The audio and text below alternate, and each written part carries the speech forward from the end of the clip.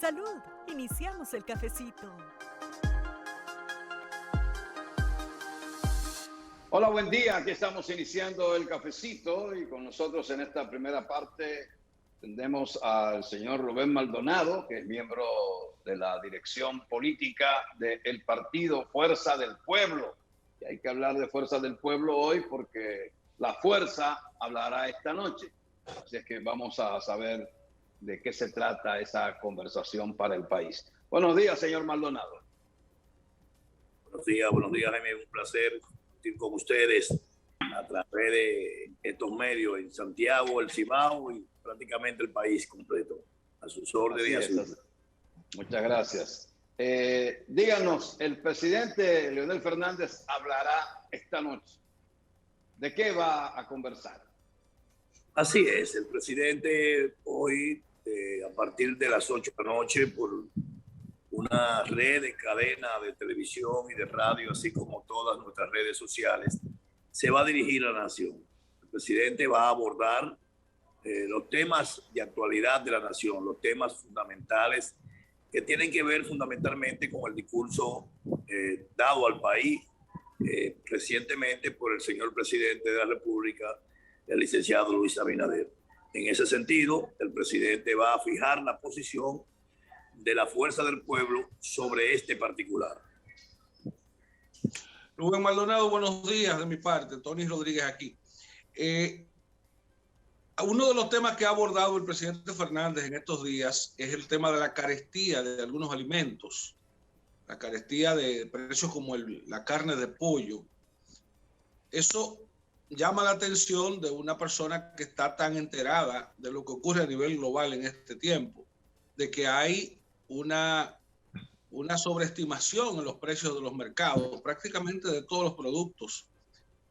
¿Usted cree que es Leonel Fernández consistente al hacer esta denuncia, sabiendo que él tiene una comprensión de lo que pasa en la comunidad internacional ahora mismo? Mira, el presidente va a abordar todos los temas que tienen que ver con la situación que viven los dominicanos. Y no escapa, naturalmente, dentro de esa situación que viven los dominicanos, la alza de precios que hoy está agobiando a nuestro país, no solamente lo que tiene que ver con el pollo, sino lo que tiene que ver con todas las canastas alimenticias y todos los demás componentes que tenemos nosotros dominicanos y dominicanas que comprar tanto en el supermercado como en cualquier otra tienda. Él va a abordar parte de esos temas, va a asumir un discurso en función con lo que está viviendo hoy nuestro país. Ahora bien, respecto al tema que si debe o no debe, bueno, el presidente tiene que hablar de las cosas que afectan a los dominicanos.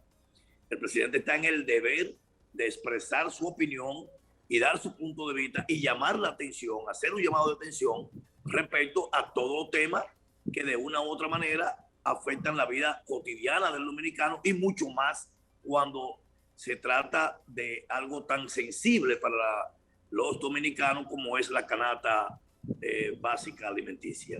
Entonces, en consecuencia, es natural que cualquier líder político, en este caso un líder político como tú bien planteas, tan experimentado y con tanto conocimiento de lo que pasa tanto en el país como pasa fuera del país, que exprese su opinión alarmado, ¿verdad? Como lo hizo cuando vio la realidad en que estamos nosotros hoy viviendo. Y no solamente el presidente Leonel, porque no solamente el presidente Leonel ha dado la voz de alerta. La Fuerza del Pueblo viene señalando desde hace mucho tiempo todos estos acontecimientos en diferentes ruedas de prensa que hemos dado, pero evidentemente que el gobierno no ha tomado los correctivos que del país se pueden tomar para evitar que esos precios lleguen a los niveles que han llegado. De todo modo, el país va a recibir esta noche, a partir de las 7 de la noche, la locución del señor presidente, expresidente, el doctor Leonel Fernández, donde va a abordar diferentes tópicos. Será una pieza llena de información y llena de propuestas que evidentemente, como siempre son las intervenciones del presidente Leonel Fernández, cautivará a los dominicanos y las dominicanas desde las 8 de la noche hasta que termine su discurso. Señor Maldonado, no se le fue adelante el PLD con su posición y su análisis del discurso presidencial. Bueno, nosotros como partido no estamos contestándole al gobierno como parte de cumplir con una norma o un deseo. Nosotros simplemente estamos en un momento determinado haciendo una serie de observaciones al presidente y contestándole, que si bien vale el término que usted plantea, en función de lo que es la realidad. Es decir, nosotros tenemos una visión del país que vivimos. El presidente tiene una visión totalmente, posiblemente diferente. El PLD también tiene una visión. De manera que nosotros tenemos una visión y esa visión la vamos a dejar expresada en el día de hoy, en la noche, con la participación del presidente en la locución que ya hemos mencionado. Uno de los temas que tocó el presidente de la República, Luis Abinader Corona, fue la necesidad de una nueva reforma a la Constitución.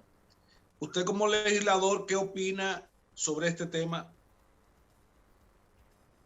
Pero el presidente puede plantear lo que él quiera, pero la verdad es que creo que eso está un poco descontextualizado en el momento. Pero yo quisiera que esperemos, ¿verdad? Esperemos el discurso del presidente Leonel Fernández, donde él no solamente fijará la posición de él, sino también fijará la posición de nosotros como fuerza política sobre ese tema y otros temas que el presidente se refirió durante su discurso. Creo que el presidente habló de muchas cosas y en consecuencia nosotros como partido político le vamos, después de ponderar y analizar cada una de las cosas que trató el presidente, pues entonces vamos a contestarle esta noche. De manera que yo le invito a ustedes a que sintonicen los medios de comunicación a partir de las 8 de la noche para que conjuntamente con el pueblo dominicano veamos el discurso del presidente, que creo que será un discurso bastante interesante. Bueno, hay quienes creen que esta noche se va a provocar un rompimiento definitivo en lo que se vio como cierta alianza entre PRM y Fuerza del Pueblo. ¿Usted opina lo mismo? Pero respecto en el PRM con el pueblo hubo una alianza, claro, lo reconocemos eso. Esa alianza se dio en el marco del proceso electoral para elegir los senadores y los diputados, fundamentalmente en los senadores y los municipios, no así con los diputados. Y esa alianza tuvo frutos positivos.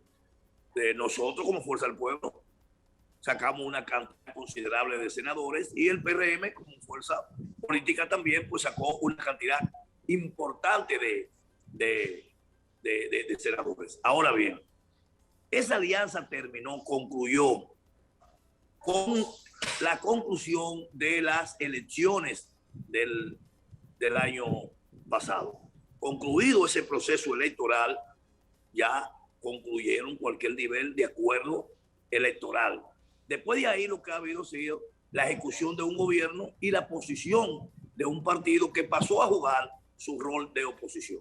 Nosotros hemos sido y somos un partido de oposición. Naturalmente, desde el primer momento establecimos bien claro que dadas las condiciones en las que estábamos, el que el gobierno actual había asumido la rienda del poder, eso creaba las condiciones para hacerle una oposición no radical ni desmesurada, sino una oposición útil, una oposición constructiva.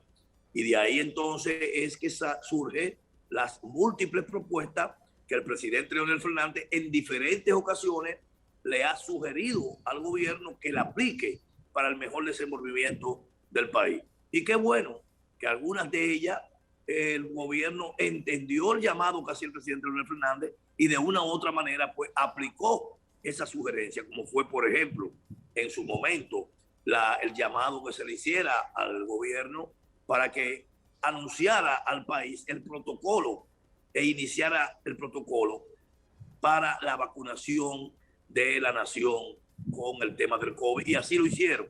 Y nosotros hoy los felicitamos por eso. De manera que esa alianza concluyó hace mucho tiempo. Nosotros hoy vamos simplemente a seguir actuando en el mismo rol que hemos estado actuando hasta el día de hoy, el rol del opositor. Naturalmente, la oposición siempre tendrá matices diferentes, porque los acontecimientos también emanados de parte del gobierno serán diferentes. Diputado Maldonado, hay un tema en el Congreso de la República de que usted es parte, en el que algunos legisladores le han huido de manera olímpica, que es el tema de las 3 causales. Incluso no se pudo aprobar en la pasada legislatura el Código Penal precisamente por la inconsistencia que tienen legisladores en relación a ese tema. La Fuerza del Pueblo, oficialmente, ¿qué posición sostiene sobre el tema de las 3 causales y el tema del Código Penal? Mira, yo quisiera dividirte esa pregunta en 2 partes. Y te la voy a dividir en 2 partes porque, como tú bien sabes, nosotros somos los depositarios del proyecto que procura en el Congreso Nacional extraer del Código Penal las 3 causales. Y ese proyecto nosotros lo introdujimos en el año 2018. Desgraciadamente perimió, no se conoció, pero en este año volvimos a introducir. Eso permitió que la comisión de la Cámara de Diputados pues extrajera las 3 causales del Código Penal y la mandara a estudio en la ley, como en la ley que nosotros introdujimos. Entonces, ahí están las 3 causales. Si tú me preguntas a Rubén Maldonado que si yo estoy de acuerdo con las 3 causales, pues yo te digo positivamente sí, yo estoy de acuerdo con las 3 causales. He siempre sido un abanderado de ella. Ahora, esa no es la posición de mi partido. Mi partido ha decidido tomar una posición que es la posición correcta. Mi partido ha dicho, las 3 causales, evidentemente que tendrá que resolverse como un tema de índole jurídico, porque es de naturaleza jurídica. Y va a suceder en consecuencia lo que sucedió en Estados Unidos, que la ley no manda ni la Constitución a tratar o no tratar el tema de las 3 causales. No, es una decisión de la Suprema Corte de Justicia quien a final de cuentas le da cabida y organiza el tema del aborto en los Estados Unidos. Nosotros como partido, el partido dejó abierta la posibilidad de que los legisladores voten de acuerdo a su conciencia, porque también en esto, recuérdate, hay un tema de fe. Esto es una lucha de conservadores y liberales.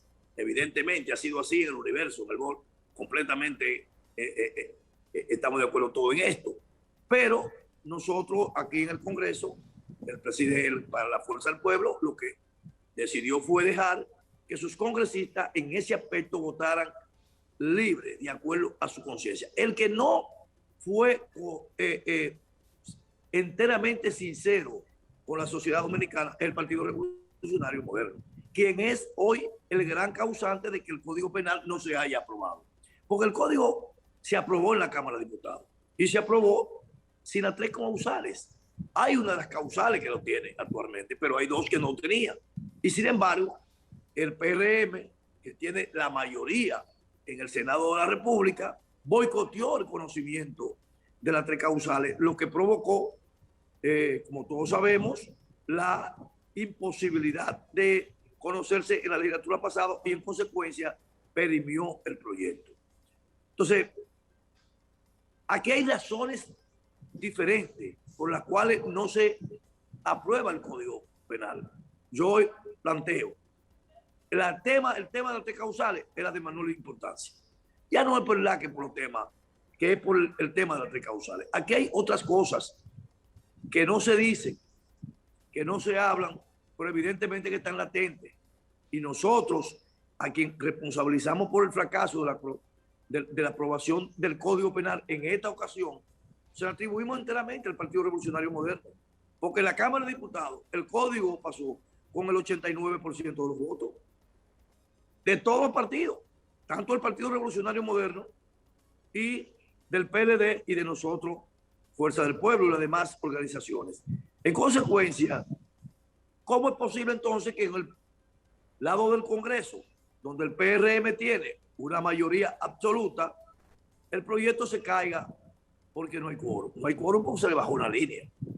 Y la línea fue de que no asistiera para que el proyecto perimiera. Entonces, los responsables de que hoy tengamos en República Dominicana un sistema de justicia sin los instrumentos y las garras necesarias para poder combatir el crimen organizado, la corrupción y todos los demás de tipificaciones criminales que existen hoy en día, es el Partido Revolucionario Moderno, quien ha estado y está boicoteando la aprobación del código. Porque por un lado dicen una cosa en el discurso de la población, pero en la práctica, cuando el Letón tiene la decisión de asumir decisiones, hacen otra. Vamos a colocar unos mensajes y en breve seguimos esta conversación con el señor Rubén Maldonado. Estamos en el cafecito.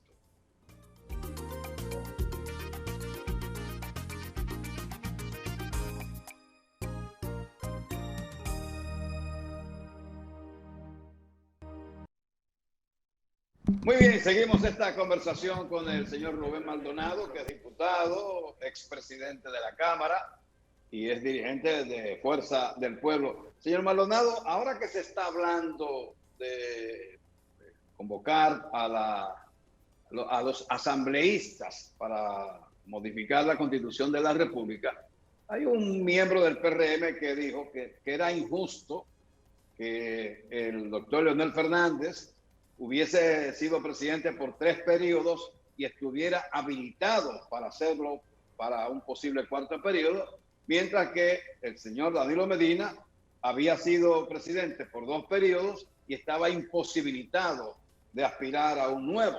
¿Usted qué opina como asambleísta? La Constitución no es justa ni injusta. La Constitución simplemente es la Constitución y es de aplicación. Es decir, tú no puedes juzgar la Constitución en materia de si es justo o no es justo, porque un determinado artículo te afecte o te beneficie. Verla desde ese punto de vista es una actitud simplista. Esos son cañones que están preparando para meter miedo y para meter cuco. Lo que pasa es que el Partido Revolucionario Moderno ha despertado de un sueño. El Partido Revolucionario Moderno pensó que el escenario político le pertenecía y le iba a pertenecer por estos 4 años sin mayores traumas. De repente se han encontrado con que un partido político que nació recientemente, un joven partido político encabezado por un liderazgo fuerte y sólido como el del presidente Leonel Fernández, ha comenzado a sentirse en la sociedad dominicana. Y hoy por hoy, en todos los rincones de nuestra nación, nada más se escucha una sola voz y es esperando que Leonel vuelva. Entonces esos son balas de salva, esos son cañones con pólvora, pero sin balines. Eso a nosotros no nos preocupa. Ese mismo personaje que hoy te habla de ese particular es el que siempre ha hablado. Se cayó ahí la transmisión, la conectividad. Aprovecho para aclarar algo con relación a la inaugurada carretera ayer, la carretera Gurabo-Puerto Plata, la turística Gregorio Luperón. ¿Esa obra realmente comenzó en Gurabo arriba o comenzó desde el punto de H, la Estrella Sadalá? No, eso comenzó en Gurabo arriba, por lo menos 1 kilómetro más allá de donde está la estación de la Onza, hasta donde llegan los autobuses de la Onza, por lo menos 1 kilómetro más arriba fue cuando comenzó, que a partir de ahí fue que comenzó la ampliación de esa obra, que la palabra, el término inauguró no es el correcto, porque el mismo gobierno informó que el 60% de esa obra lo hizo el gobierno anterior y que el 40% fue completado por este gobierno. Entonces fue una reinauguración, porque esa obra existe, esa carretera existe desde hace más de 80 o 90 años, no sé, pero hace muchísimos años que existe. Esa era la antigua carretera Santiago-Puerto Plata. Claro, era la única que había. Entonces, el proyecto para ampliar a 4 carriles la carretera Gurabo es un proyecto nuevo, distinto a este. Es nuevo y ya no sería carretera, sino sería una avenida, porque ya es un área totalmente urbana. Es un proyecto totalmente diferente, apartado de la carretera turística. Que espero yo que sea un bulevar. Espero yo que sea un bulevar, el bulevar Gurabo. A propósito de eso, el sábado que yo recorrí la turística y empalmé la circunvalación norte con la carretera Duarte de Licey, me fijaba que en ambos lados de la carretera de Licey hay muchísimos espacios vacíos que estarán disponibles para la ampliación, porque definitivamente hay un proyecto para ampliar la carretera de la Duarte de Licey desde el Ochoa, mucho más adelante de Ochoa, que ya es de 4 carriles, hasta completarla con Moca. Entonces, hay un proyecto que está supuestamente ya prácticamente inmediato para ampliar esa vía y convertirla en 4 carriles. Yo pensé que iba a ser más difícil, más traumático, pero no, veo que hay espacios más que suficientes. Ahí tenemos conectado al señor Rubén Maldonado. Continúe, por favor, diputado. Y le pido disculpas, Sí. Le decía que de manera que esa postura, nosotros primero no nos preocupa. La Constitución es clara. Tenemos la mejor Constitución que ha tenido República Dominicana en toda su historia.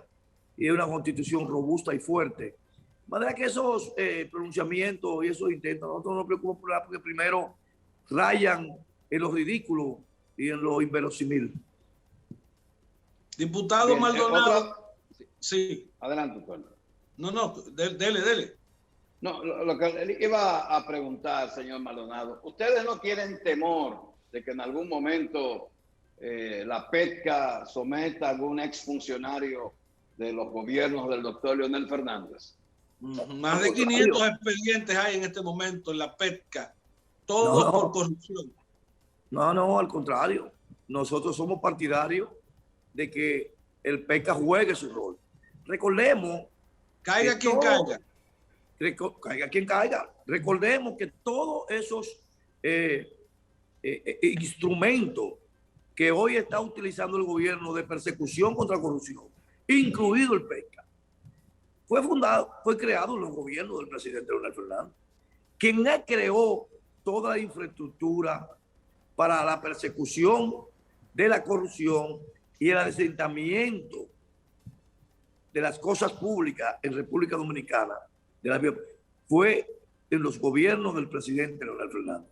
Nosotros no solamente que no nos preocupa, sino que nosotros motivamos a que real y efectivamente de la Procuraduría General de la República se abran cuantos expedientes sean necesarios en procura de que todo aquel que haya cometido un acto de corrupción pues sea traducido a la justicia. Ahora, lo que queremos sí es que cada proceso de eso que se abra se haga con el debido respeto y cumpliendo con todas las normas que mandan las leyes y la Constitución de la República. Porque si no lo hacen de esa manera, entonces es un atropello y persecución. Pero nosotros estamos totalmente de acuerdo con que se hablan. Y sobre si hay algún funcionario del presidente Leonel Fernández, bueno, pero ya van 9 años de gobierno de otro presidente que no es Leonel Fernández. Y hasta ahora nadie ha sometido, no hay cantidades significativas de funcionarios que estén ligados a esa gestión, pero si lo tuvieran, recuérdense que como la gloria es individual, también el pecado es individual. Cada quien que pague con su culpa y que cada quien responda por sus hechos. No importa quién sea ni cómo se llama. Diputado Maldonado, usted con varios periodos ya en el Congreso, en el gobierno, en uno de los gobiernos de Leonel Fernández fue que se aprobó el contrato para la construcción de la autovía del Nordeste, la llamada Juan Pablo II, que es una vía que quedó trunca y que fue una obra proyectada con un éxito que no se ha alcanzado y que hoy es un dolor de cabeza para el país porque obliga al Congreso a apartar más de 1.600 millones de pesos al año. Fue un error las apreciaciones que se dieron al principio, la factibilidad que se quiso demostrar, ¿fue un error esa contratación? Lo primero es que no se contrató en los gobiernos del presidente Leonel Fernández. Esa obra fue contratada en el gobierno del presidente Hipólito Mejía, quien en ese momento fungía como ministro de Obras Públicas, que no se llamaba ministro, sino secretario de Obras Públicas, era precisamente Miguel Vargas Maldonado. En consecuencia, no tiene nada que ver el gobierno del presidente Leonel Fernández en la adjudicación y la elaboración del contrato, y mucho menos en la aprobación. Quiero recordarte que yo era congresista para ese tiempo, porque yo era diputado en el 2002 y participé de esa aprobación. Son una responsabilidad del gobierno del PRD de ese entonces. Ahora bien, vamos a analizar la obra como tal. En esto no quiero ser abogado del diablo, no quiero defender la obra ni atacarla, pero yo soy de Samaná. Lo de inconcluso, la obra, tendríamos que verlo usted y yo, porque yo tengo que ir a Samaná regularmente toda la semana. Es más, de hecho voy semanalmente a Samaná. Y yo quiero decirle que yo, que soy de Samaná, anteriormente, para yo ir de aquí de Santo Domingo a Samaná, yo duraba 5 horas. Y ahora, de mi casa a Samaná, yo duro 2 horas. De manera que la obra fue todo un éxito, totalmente un éxito, desde el punto de vista de la viabilidad y la efectividad de su existencia. Es decir, disminuyó el tránsito en 3 horas para tú llegar a Samaná. Entonces no fue un fracaso la obra, ni es un fracaso. Independientemente de cualquier tipo de especulación que se quiera hacer con la obra, o con razón o sin razón, no estoy entrando al fondo de su razonamiento, pero la obra como tal es todo un éxito. Creo que aunque le cueste más de 1.600 millones de pesos al fisco. Bueno, mira, es que tú no puedes mirar una obra en función, tú no puedes mirar una obra de si es cara o no es cara. Una obra, independientemente de si es cara o no es cara, vuelvo y te repito, no tenemos nosotros los argumentos en la mano para establecer. Es que nos vendieron espejitos. No te vendieron espejitos. Nos vendieron turistas para Samaná que no han llegado, desde la capital no han llegado. Vuelvo y te repito, independientemente de si salió cara o no, es una responsabilidad que se podrá evaluar después. Yo lo que quiero señalar, y lo hago como un transeúnte de esa vía, realmente que para los que transitamos por esa vía y los que tenemos que ir a Samaná, ha sido todo un éxito. Y reitero lo antes dicho, esa obra no tiene absolutamente nada que ver con el gobierno del presidente Leonel Fernández, porque el presidente Leonel Fernández le tocó única y exclusivamente poner en vigencia un contrato ya firmado y rubricado por un gobierno anterior. Eso se llama seguir a cumplir con los contratos ya establecidos por un gobierno anterior, como lo hacen todos los gobiernos. De manera que esa obra no se firmó en el gobierno del presidente Leonel Fernández. Una última pregunta, señor Maldonado. ¿El contrato fue rubricado por el Congreso, sí o no? Claro, fue aprobado por el Congreso, claro.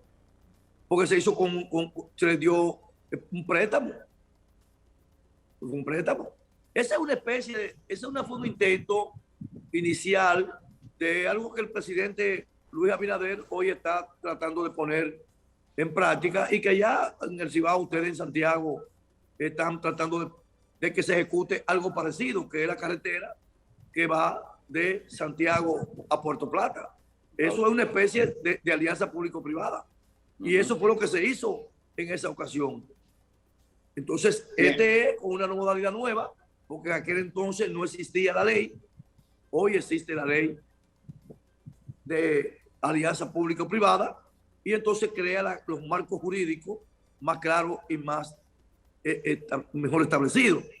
Pero eso es lo mismo en la práctica. Reitera entonces la intervención del presidente en el día de hoy. El presidente en el día de hoy se va a dirigir a la Nación Dominicana con un interesante discurso donde analizará todas y cada uno de los planteamientos emitidos por el señor presidente de la República, el licenciado Luis Abinader, recientemente, y donde fijaremos nuestra posición como fuerza del pueblo respecto a la situación que hoy vive nuestro país.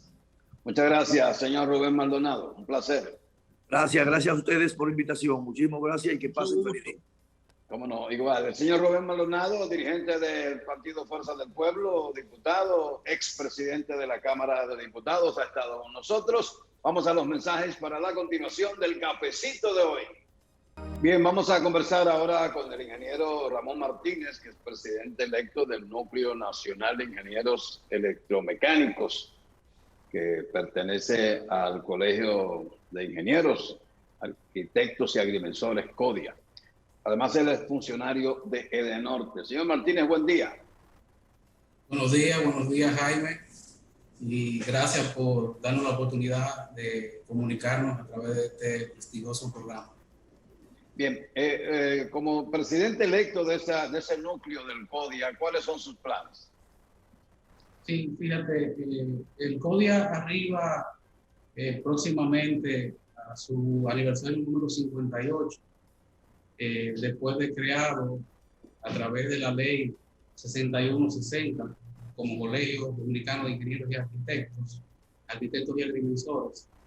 Y nosotros como una nueva junta directiva, y nosotros como parte del núcleo de electromecánicos, nos ceñimos a lo que fueron las promesas de campaña del presidente electo a nivel nacional de la junta directiva, el ingeniero Dolores Núñez, en donde va a trabajar para darle calidad de vida al colegiado. Una de sus propuestas es básicamente trabajar en crear una pensión para el colegiado. Que el colegiado luego que tenga una edad en donde no pueda ser productivo, pues pueda tener acceso a través del CODIA de una pensión. Pero también nosotros vamos a trabajar con relación a la división de los presupuestos en las obras. Nosotros como ingenieros electromecánicos tenemos la misma queja que tienen nuestros colegas, en donde decimos que nosotros tenemos la misma posibilidad de ser gerentes de los proyectos, al igual como lo es un ingeniero civil o un arquitecto. En el caso de nosotros se nos niega esa participación de gerenciar una obra y nosotros poder subcontratar a los demás ingenieros. Lo que normalmente se habitúa es que, aunque son independientes los presupuestos, el presupuesto eléctrico que ronda cerca del 20 o 30%, a veces hasta el 40% de los presupuestos totales de las obras, pues nosotros, la realidad es que nosotros somos unos obreros de los ingenieros civiles o arquitectos, porque son los que nos contratan o subcontratan. Entonces, nosotros vamos a trabajar desde el núcleo, tenemos programado dar los pasos necesarios para que empezar por las obras que se sortean a través del colegio, que sean presupuestos independientes, que ingenieros electromecánicos y afines puedan optar por esas obras. Eso es parte de lo que nosotros estamos viendo, aparte de también reactivar los capítulos en el núcleo electromecánico, el capítulo de refrigeración, capítulo de energía renovable, que es un tema que ahora mismo está en boga. Aparte de las conferencias y las capacitaciones que como núcleo vamos a tener que hacer y que implementar en esa semana aniversaria del CODIA, que va a ser, ya tiene fecha establecida, desde el 9 de enero al 17 de enero. Ahí vamos a tener una participación ardua, en donde siempre el núcleo de electromecánicos lleva la voz cantante en esa semana aniversaria. Vamos a llevar a cada una de las regionales en todo el país conferencias y capacitaciones. Y de aquí hago ya formalmente, doy la primicia de que del 9 al 17 vamos a estar trabajando en todo lo que es nuestro aniversario 58, con muchas actividades, muchos programas, muchas conferencias. Bien, la aprobación de los planos, que antes estaba en poder del Ministerio de Obras Públicas, ha pasado al nuevo Ministerio de la Vivienda, lo que antes se conocía como INVI. Yo conversando con el nuevo ministro, Carlos Bonilla, le preguntaba sobre ese tema de aprobación de planos, primero que se lo llevaron a la capital, luego lo está ahora en Santiago de nuevo, pero que tarda mucho tiempo. Pero no solo es lo peor, sino que lo peor es que el plano es presentado y aprobado de una manera y la obra es terminada de otra, procurando economía para el gestor de la obra, para el dueño de la obra, no exactamente para quienes hagan el proyecto. En los planos de eléctricos y de refrigeración, me imagino que una supervisión por parte de este ministerio también debe ser algo fundamental. Así es, Jaime. Fíjate, cuando la ley 6160 creó el Colegio de Ingenieros y Arquitectos y Agrimensores, su misión es asesor del Estado en materia de las ingenierías y también guardián del interés público. Y eso que tú acabas de mencionar, obviamente que es parte de lo que el CODIA debe de participar. Y obviamente exponer su punto de vista y resolver cualquier inconveniente que en el ámbito de las profesiones y las construcciones, las obras, los planos, los diseños son parte de ese ámbito, pues cualquier cosa que vaya a resolver y obviamente a crear satisfacción entre los colegas y las instituciones, pues el CODIA debe de participar y dar su punto de vista. Fíjate que nosotros, desde que asumimos, tuvimos una reunión con el ingeniero Andrés Cueto, administrador de Edenorte, porque estábamos recibiendo quejas con relación a la aprobación de los planos de interconexión eléctrica, que esos planos se someten a través de las empresas distribuidoras, y prácticamente la queja era que había un cuello de botella. Pues ya inmediatamente nos pusimos en contacto con el ingeniero, vamos a tener una reunión para solucionar ese tema. Andrés Cueto, un hombre abierto a resolver cualquier inconveniente. Desde que nosotros le pusimos el inconveniente, nos solicitó que hiciéramos una mesa de trabajo junto con esos ingenieros que se están quejando para buscar una solución a esos inconvenientes, porque como así lo ha expresado el presidente de la República, lo que se trata es de no poner trabas a los proyectos, de que las inversiones no se detengan. Todo proyecto que conlleva planos, aprobación de planos, son proyectos que van en beneficio del país, que van en beneficio del crecimiento económico, y obviamente todos esos proyectos deben de tener el más mínimo de la burocracia para nosotros poder agilizar y que esos proyectos salgan y redunden en beneficio para los colegiados, los ingenieros y también para la población. Señor Martínez, usted es director de compra de energía y regulación en Edenorte, y hoy justamente estaba leyendo un informe de las empresas que generan electricidad, pero haciendo cita de un informe de la CDEE, la Corporación de Empresas Eléctricas Estatales, en la que dicen que las pérdidas de las EDES siguen en aumento. ¿Por qué se dan esas pérdidas? ¿Qué hacen que Edenorte pierda dinero cada año o cada mes, para hacer más corto el tiempo? Fíjate, Jaime, la realidad, y ahí te corrijo, la realidad es que a nivel nacional nosotros hemos mantenido las pérdidas, pero en el caso específico, y cuando digo que la hemos mantenido, es que cuando asumimos la gestión en agosto de 2020, nosotros las pérdidas a nivel nacional estaban cerca de un 30 y pico por ciento, y hoy están cerca por ahí, o sea, no tengo el dato preciso, pero en Edenorte de manera específica nosotros hemos reducido las pérdidas. Acuérdate que Edesur y Edeste tienen mayores pérdidas que las que tenemos nosotros en el norte. Sí, eso es correcto. Lo que aquí en la parte norte, te puedo hablar por el norte específicamente, cuando nosotros vemos los índices mensuales, nosotros vamos mes tras mes reduciendo las pérdidas. por lo menos un punto reducimos con relación al mismo periodo del año anterior. Y cuando hacemos el acopio de todos los meses del periodo, de lo que era el año 2020 y lo que es hoy, por ejemplo, julio, que tenemos cerrado ya julio de manera final con todos los indicadores, nosotros te podemos decir que nosotros tenemos al menos 0.5 o un punto de pérdida por debajo de lo que era en el mismo periodo el año anterior. Entonces, pero la pregunta que yo hago no es exactamente esa. Yo tengo los números. Aquí están aquí los números y dadas por la CDEE, o sea que no son de los generadores. Y ciertamente de norte es la que tiene menos pérdidas, pero ese no es el punto. Lo que quiero saber y la pregunta es, ¿cómo se originan esas pérdidas? ¿Qué es lo que provoca que una empresa que compra electricidad y vende electricidad pierda? Eso es lo que yo quiero saber, porque es algo que se está produciendo desde siempre. Perfecto. Ha sido, bueno, es el parámetro para tú medir realmente cómo va la gestión.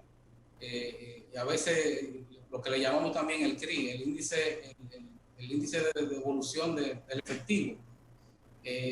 Las pérdidas, las variables que te identifican las pérdidas, lo primero es la compra de energía, la cantidad de kilovatios que tú compras, la cantidad de kilovatios que tú facturas.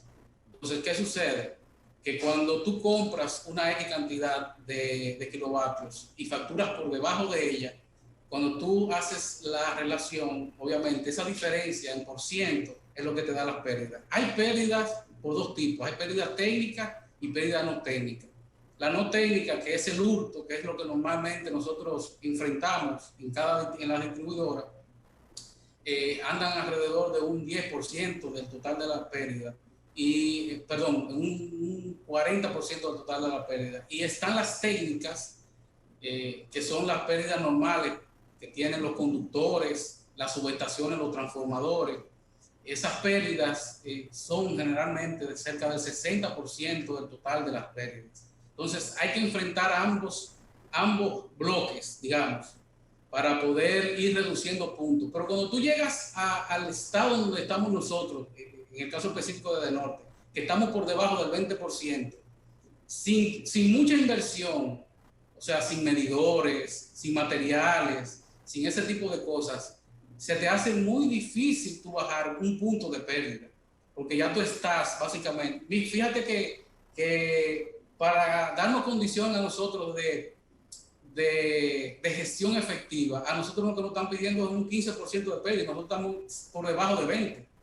Ya para uno lograr ese 15%, o sea, es ir de manera particular a buscar esas pérdidas, y nosotros estamos implementando, y es bueno que usted me haya hecho esa pregunta, se está haciendo de manera focalizada el trabajo con los totalizadores, que básicamente lo que van es a buscar esas pérdidas donde ya tú tienes circuitos que lo has intervenido y que ya la mayor parte de esas pérdidas se han combatido. Esos transformadores ya de manera particular, donde te están dando índices de pérdidas altas, pues tú lo vas y los intervienes de manera particular con equipos de medición que se llaman totalizadores, y entonces tú vas reduciendo ahí en cada uno de los transformadores esas pérdidas.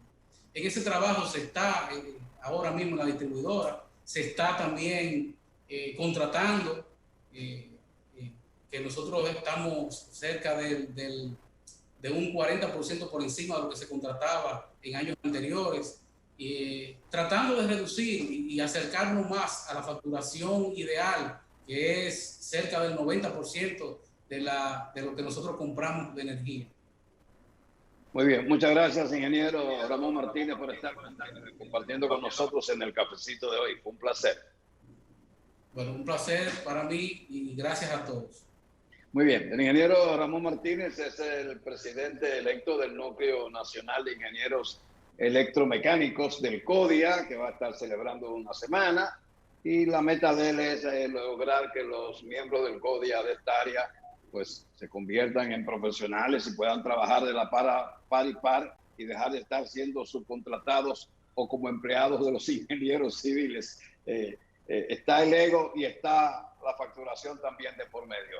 Aquí terminamos con el cafecito. Gracias y buen día.